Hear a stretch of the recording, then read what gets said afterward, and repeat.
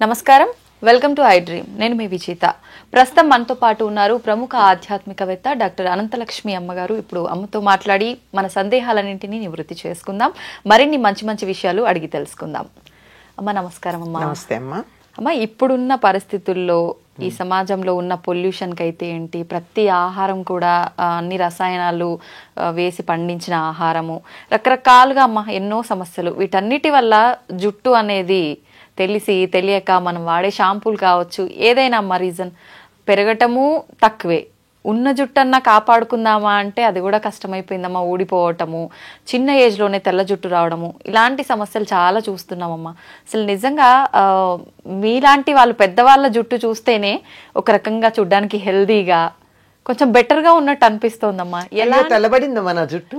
అది ఏజ్ తరబడి వచ్చేది వేరు కదమ్మా. ఇప్పుడు మాలాంటి వాళ్ళకి ఇంత చిన్న ఏజ్ లో, ఇంకా చిన్న చిన్న పిల్లల్లోనే తెల్ల జుట్టు చూస్తున్నామమ్మా.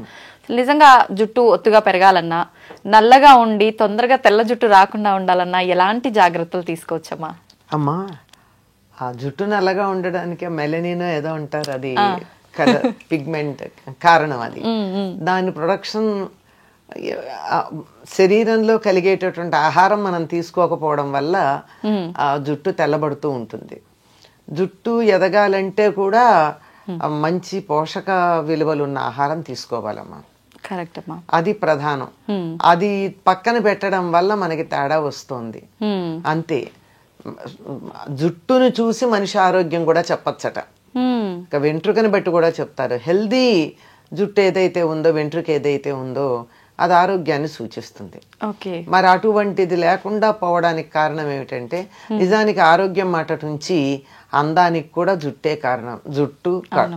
జుట్టు, కట్టు, బొట్టు మూడుట మనిషి యొక్క అందాన్ని చూపించేది. అందులో ప్రధానంగా పెట్టని నగలాంటిది జుట్టు. నగలైతే తెచ్చిపెట్టుకోవాలి, బట్టలైనా వేరేవి తగినవి కట్టుకోవాలి. జుట్టు మాత్రం సహజంగానే ఉంటుంది. అది ఆ సహజమైన అలంకారమే లేకపోయాక ఎంత బాధ అనిపిస్తుంది. నిజంగా మనం లేనిది తెచ్చిపెట్టినా ఏదో ఒకటి ఆర్టిఫిషియల్. కానీ మిగిలినవి కట్టుకున్న బట్టలు కావచ్చు, నగలు కానీ తెచ్చిపెట్టినవి, జుట్టు తెచ్చిపెట్టక్కర్లేదు కదా, సహజంగా ఉంది. దాన్ని పాడు చేసుకోకుండా ఉండగలిగితే చాలమ్మా. అయితే సహజంగానే కొంతమందికి ఒత్తుగా నల్లగా ఉంటుంది, కొంతమందికి అంత ఒత్తుగా ఉండదు, పలచగా ఉంటుంది. వెంట్రుక కూడా సన్నగా ఉంటుంది కొంతమంది వెంట్రుక చాలా ముద్దుగా ఉంటుంది. కానీ ఎంత సన్నని వెంట్రుక ఉంటే అంత మంచిది సాముద్రిక శాస్త్రం ప్రకారం. అంత సన్నగా ఉండి అంత ఒత్తుగా ఉండాలి. అంత సన్న వెంట్రుకలతోనూ జుట్టు లావుగా రావాలి. అలా ఉండాలి అంటే తినే ఆహారమును దానికి పోషణ రెండు చక్కగా ఉండాలి. ఈ రెండింటిలోనూ మనం ఈ కాలం సరిగ్గా చేయటం లేదు కనుక మనకు ఆరోగ్యంగా లేదు. ఎంతసేపు బలమైనటువంటి ఆహారం తీసుకోండి అంటే WHO చెప్పినటువంటి లెక్కలు తీసుకుని, ఎంతసేపు పాశ్చాత్య దేశాల వాళ్ళు చెప్పినటువంటి ఫుడ్ గురించి ఆలోచిస్తున్నాం కానీ మన దేశంలో మనకు ఉపయోగపడే ఆహారం గురించి ఎవరు ఆలోచిస్తున్నారమ్మా? అవునమ్మా. ఎంతసేపు లెట్యూస్ తిన్నావా, ఇంకోటి తిన్నావా అని అడుగుతున్నారు కానీ కొయ్య తోటకూర తింటావా అని అడిగిన వాళ్ళు ఎంతమంది ఉన్నారు? గోంగూర తిను అని చెప్పిన వాళ్ళు ఎంతమంది ఉన్నారు? ఈ రెండు, కొయ్య తోటకూర గనక తిన్నట్టు, తోటకూరలో ఒకటి, తోటకూర మామూలుగా ఉండేది ఒకటి కాక, పెరుగు తోటకూర కాక కొయ్య తోటకూర కాడ ఎర్రగా ఉండి చిన్న ఆకులుండి, తోటకూర ఇంతెత్తు కూడా పెరగచ్చు కానీ ఈ తోటకూర చిన్నది నేల మీద మన పుదీనా లాగా పెరుగుతూ ఉంటుంది, చాలా బాగుంటుంది. అది పూర్తిగా ఐరన్తో ఉంటుంది, అది తినచ్చు కదా. ఐరన్ టాబ్లెట్లు వేసుకోవడం మనకు అభ్యంతరం లేదు కానీ అది తినం. పూర్వకాలం మనకి తాజాగా ఇటువంటి ఆకుకూరలు తినేవాళ్ళు. సరి పైగా ఏం తినేవాళ్ళు? అన్నం, పప్పు, నెయ్యి, ఏదో ఒక కూర. ఆకుకూరలు తరచుగా, ఆకుకూర కాకపోయినా మామూలు కూర, ఏదో ఒక కూర, ఇంత మజ్జిగో పెరుగు. దీంట్లో కావాల్సిన పోషకాలు ఉన్నాయి కదా. అన్నంలోనేమో కార్బోహైడ్రేట్ ఉంది, పప్పులోనేమో ప్రోటీన్ ఉంది, కూరల్లోనేమో లవణాలన్నీ ఉన్నాయి, మనకు కావాల్సిన లవణాలన్నీ. తర్వాత కొన్ని వీటిల్లోనే ఆకుకూరల్లో విటమిన్ ఏ, విటమిన్ సి ఇలాంటివన్నీ ఉన్నాయి. నీకు లేనిదేమిటి?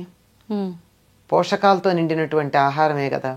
అందులోనూ ఆకుకూరల్లో గనక అయినట్టయితే కాల్షియము, తర్వాత ఐరను, ఇంకా కొన్నిట్లో మెగ్నీషియము, ఇవన్నీ కూడా ఉన్నాయి. ఇవి శరీరానికి కావలసినంత కనుక ఉంటేనే కదా మనకి జుట్టు పెరిగేది. మంచి స్టైలిష్గా క్యారెట్, బీట్రూటు, క్యాబేజ్, కాలీఫ్లవర్, టమాటా, ఇంతకు మించి కూరలు ఎక్కడ కనపడుతున్నాయి మనకి? ఎక్కడికన్నా వెళ్ళండి, అవునమ్మా, ఇవే కనపడుతున్నాయి కదా. మరి ఇవి తింటే ఇందులో నీకు ఖనిజ లవణాలు ఎక్కడున్నాయి? అవి అవి చెడ్డ వంటల్లా. వీటికి పరిమితం అయిపోతే, వీటి దగ్గర మనం ఆగిపోతే మిగిలినటువంటి ఐరన్, కాల్షియం లాంటివి ఎక్కడి నుంచి వస్తాయి? అవును, విటమిన్ ఏ రావచ్చు, సి కూడా రావచ్చు, మిగిలిన రావు కదా. ఇలాంటి ఆరోగ్యకరమైనటువంటి ఆహారం తీసుకోవాలి. ఈ రోజుల్లో ఆరోగ్యకరమైన ఆహారం అనగానే ఖరీదైన ఆహారం గురించి ఆలోచిస్తున్నాం, బరువైన ఆహారం గురించి ఆలోచిస్తున్నాం. అంత బరువైంది తిన్న కొద్దీ జీర్ణకోశం మీద పని ఎక్కువ పడి శక్తి అంతా అరిగించుకోవడానికి అయిపోయి నీరసపడుతున్నాం. అందువల్ల తేలికగా అరిగేది, పోషక విలువలు కలిగిన ఆహారం మొట్టమొదటిదమ్మా. దీని నుంచి దూరం అయ్యాం మనం. అవునమ్మా. అసలు ఆరోగ్యంగా ఉంటే జుట్టు ఊడదు. ఆరోగ్యం చెడిపోవడానికి సమయానికి ఆహారం తీసుకోకపోవడం, సమయం కూడా ఇంపార్టెంట్. సమయంతో పాటుగా తీసుకునే ఆహారం జంక్ ఫుడ్ ఎక్కువ తీసుకోవడం, ఇది డైజెస్టివ్ సిస్టమ్ మీద ప్రభావం చూపించి అన్ని రకాల ప్రభావం చూపిస్తుంది. ఇవన్నీ లోపలికి తీసుకునేవైతే విటమిన్ ఈ ఉన్న పదార్థాలు కూడా తీసుకోవాలి. అందుకే ఆల్మండ్స్ తినమంటున్నారు. కొంచెం డబ్బు ఎక్కువ కదా, ఖరీదు ఎక్కువ కదా, అది మంచిది అనుకుంటాం మనం. అవునమ్మా, ఖరీదైతే మంచిది అనే అభిప్రాయం ఉంటుంది కదా, అలా సాగుతుంది. సరే, తీసుకుంటే తప్పేంలే, తీసుకోవచ్చు. కానీ అందులో ఎంత ఆయిల్ తీసేసిన పిచ్చి ఆల్మండ్స్ వస్తున్నాయి కూడా చూసుకుని తీసుకోండి. ఆల్మండ్ ఆయిల్ తీసేసిన కూడా వస్తాయి, అట్లా కాకుండా. సరే, ఇదైతే ఇక బయట చేయవలసిన పోషణ ఏదైతే ఉందో దాంట్లో ప్రధానమైనది మనం మానేసాం. అందువల్ల జుట్టు తెల్లబడుతోంది. ఏంటమ్మాది? ప్రధానమైన పోషణ ఏమిటంటే తలకి నూనె రాచుకోవడం. ఎంతమంది చేస్తున్నారు? చాలా తక్కువగా, ఎప్పుడు నెలకు ఒకసారి, నెలలో 2 సార్లు.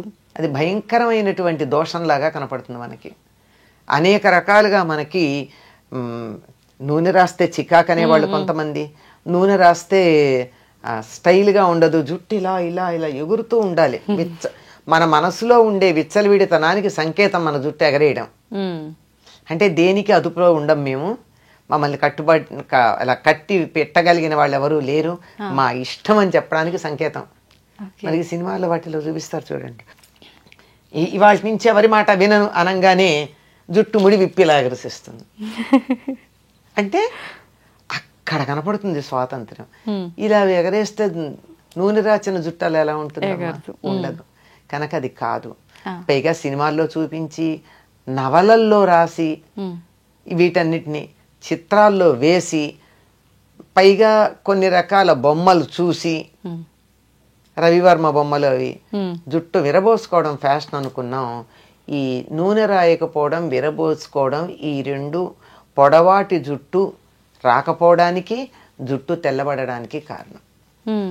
ఈ మధ్య డాక్టర్లు కూడా కొంతమంది చెప్తున్నారు కదమ్మా, డైలీ నూనె పెట్టి అలా వదిలేయకూడదు, ఎక్కువగా అంటే పెట్టి హెడ్ బాత్ కి ఒక 1/2 అవర్ బిఫోర్ పెట్టి వెంటనే తలస్నానం అంటే మనం వద్దంటూ మనం రాచుకోమంటున్నాం గనక చెప్తున్నారు, మనకు కంఫర్ట్ ఇస్తున్నారు అంతే. లేకపోతే ఆ డాక్టర్ దగ్గరికి నేను వెళ్ళను కదా. ఒక ఆర్టికల్ రాశారమ్మా గొల్లపూడి మారుతీరావు గారు, ఆయనకి చుండ్రు వచ్చింది ఒకసారి. నేను మరి స్క్రీన్ మీద కనపడతాను, చుండ్రు వస్తే నాకు ఎట్లా అని ఒక స్కిన్ డాక్టర్ దగ్గరికి వెళ్ళారట. వెడితే ఈయన సెలబ్రిటీ కదా, అందువల్ల మీరు నాకు ఫీజు కట్టి వచ్చారు కనుక నేను ఏదన్నా మందు రాయాలి కానండి, దీనికి మందక్కర్లేదండి అన్నట్ట. అదేమిటండి అంటే, ఇంటికి వెళ్ళి మీరు తలకి నువ్వుల నూనె రాచుకుని కాసేపు ఎండలో కూర్చుని ఆ తర్వాత మీరు ఆ నువ్వుల నూనె వదిలించేసుకోండి. ఇలా మీరు చేసినట్టయితే 4-5 సార్లు చేశాక మీకు రమ్మన్నా, ఎన్నిసార్లు చెప్పాడు ఆయన, చుండ్రు రాదు అని చెప్పాడు. ఆయన రాశారు, ఆయన గొల్లపూడి మారుతీరావు గారు, ఆయన ఒక ఇది కాలం రాస్తూ ఉంటారే, దాంట్లో రాసినటువంటి మాట. ఆయన ప్రపంచ ప్రఖ్యాతిగాంచినటువంటి డెర్మటాలజిస్ట్ ఇది రాసినటువంటి ప్రిస్క్రిప్షన్ రాసిన ఆయన. ఇంటికి వచ్చి ఆ మాట చెప్తే వాళ్ళ నాయనమ్మ తిట్టిందిట, నేను చిన్నప్పటి నుంచి చెప్తూనే ఉన్నాను బుద్ధి లేదుట్రా అని. అంతే కదా, అంతే. అంచేత వారానికి ఒక్కసారన్నా నువ్వుల నూనె బాగా తలకి పట్టించి కొంచెం సేపు నాని అప్పుడు తలంటి పోసుకోండి. అది ఆ నూనె రాచి పోసుకోమన్నది నువ్వుల నూనె అట్లా చేయడానికి. ఎందుకు నిత్యం నువ్వుల నూనె రాచుకున్నట్టయితే మనకి బాగుండదు, జిడ్డుగా అనిపిస్తుంది, అదంత అవసరం కూడా లేదు. ఇక మామూలుగా ప్రతిరోజు హాయిగా కొబ్బరి నూనె రాచుకోండి. కొబ్బరి నూనె ఏమీ అంత బరువుగా ఉండదు, తేలిగ్గా ఉంటుంది. రాచుకున్నంత మాత్రాన మనకి ఇబ్బంది కలిగించేది ఏం కాదు. కనుక నూనె రాచుకుంటే జరిగేది ఏమిటో చెప్తా. నూనె రాచుకుని మనం ఎండలోకి వెళ్ళినట్టయితే ఆ నూనె వెంట్రుక మీద ఉన్నటువంటి నూనె సూర్యుడి నుంచి వచ్చేటటువంటి అల్ట్రావైలెట్ కిరణాలని రిఫ్లెక్ట్ చేస్తుంది, లోపలికి రానియదు. అందువల్ల జుట్టు తెల్లబడదు. దాని పైన ఉన్నటువంటి మెలనిన్ పొరనది పాడు చేయదు, నలుపు రంగుని. అందువల్ల తొందరగా నల్లబడదని పెద్దవాళ్ళు చెప్పిన మాట. ఇది మనకి నచ్చదు గనక ప్రత్యామ్నాయాలకు పెడుతూ ఉన్నాం. కనుక మీరు ఇలా ఫోన్ తీసి యూట్యూబ్ గనక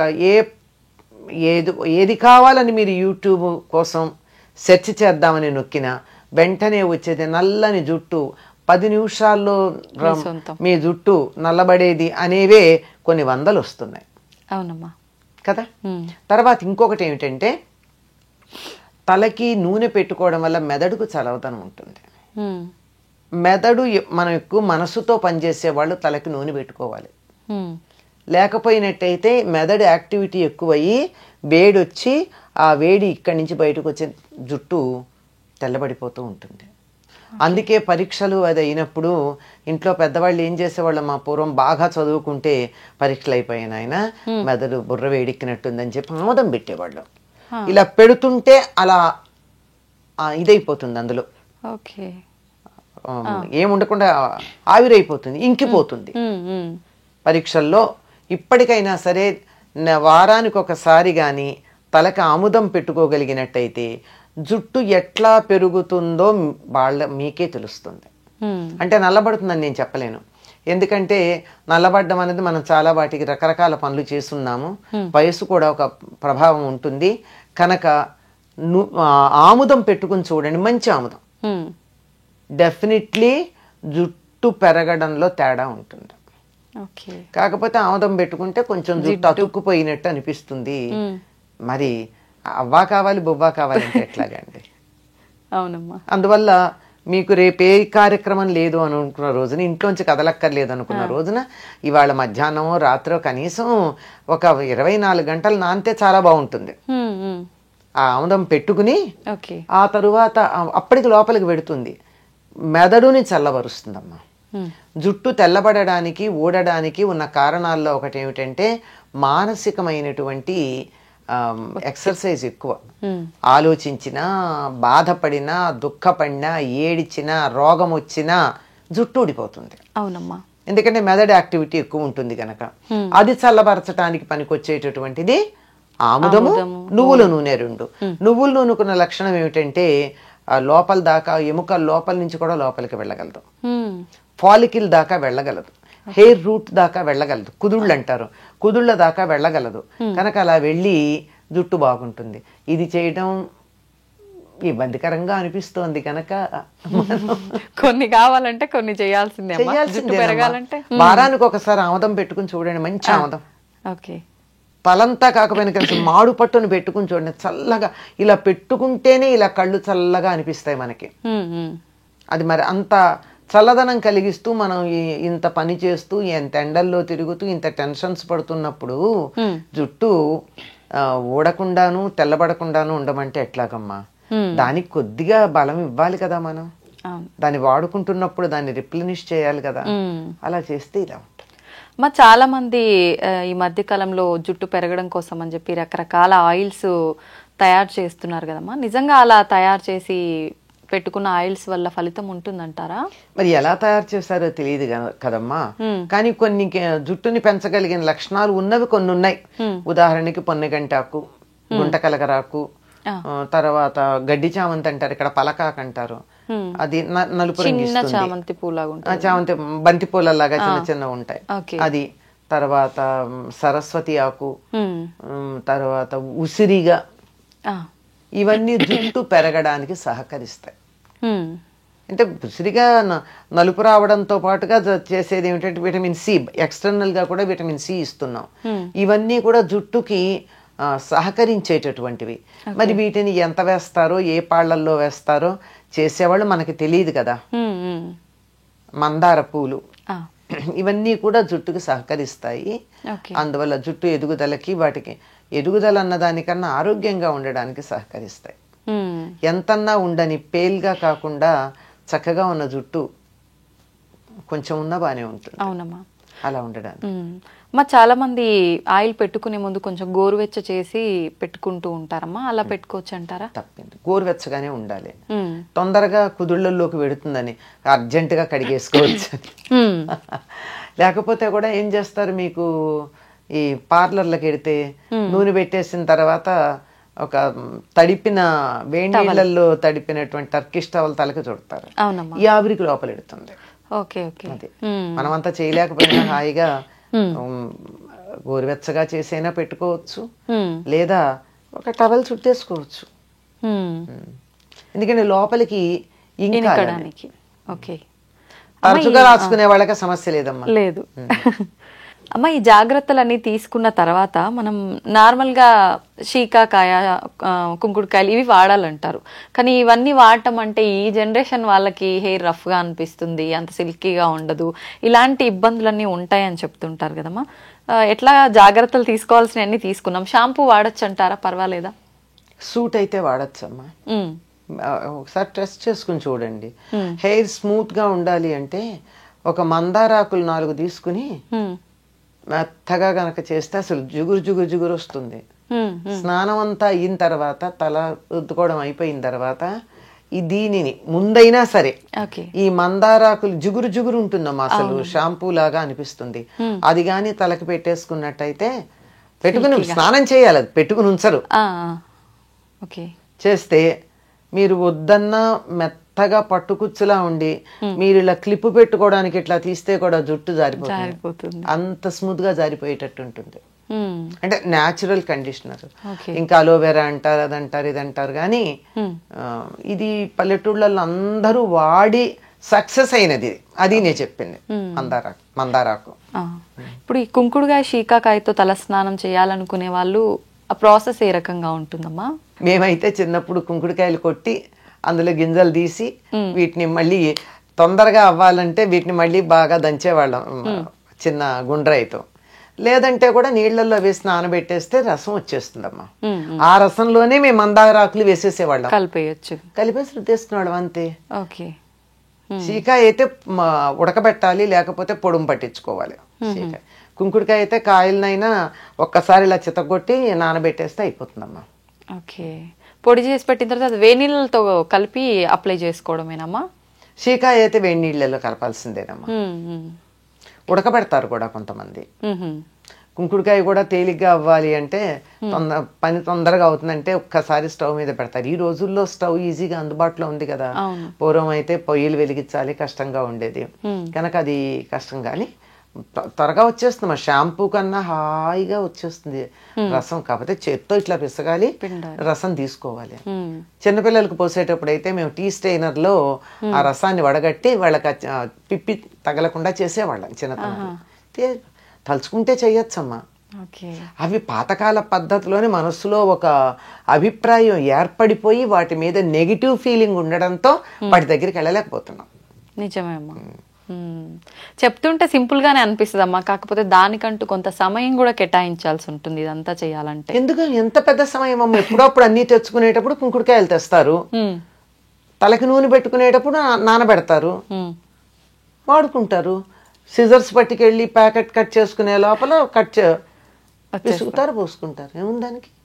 ఇంకా ఫాస్ట్ గా కూడా వదులుతుంది నూనె, చాలా తేలికగా జిడ్డు వదులుతుంది. అలా రోజు తలస్నానం చేసే వాళ్ళు కూడా రోజు పెట్టుకోవచ్చు అమ్మ, పర్వాలేదా? అవసరం లేదు. అవసరం లేదు. ఆ ఉన్న కాస్త న్యాచురల్ ఆయిల్ కూడా పోతుంది. జుట్టుకి మనకి లోపల నుంచి రూట్లో నుంచి కొంత ఆయిల్ వస్తుంది. అవునమ్మా. అది కూడా పోతుంది రోజు ఈ పని చేస్తే. ఓకే, సంతోషం అమ్మా. నమస్తే. నమస్తే.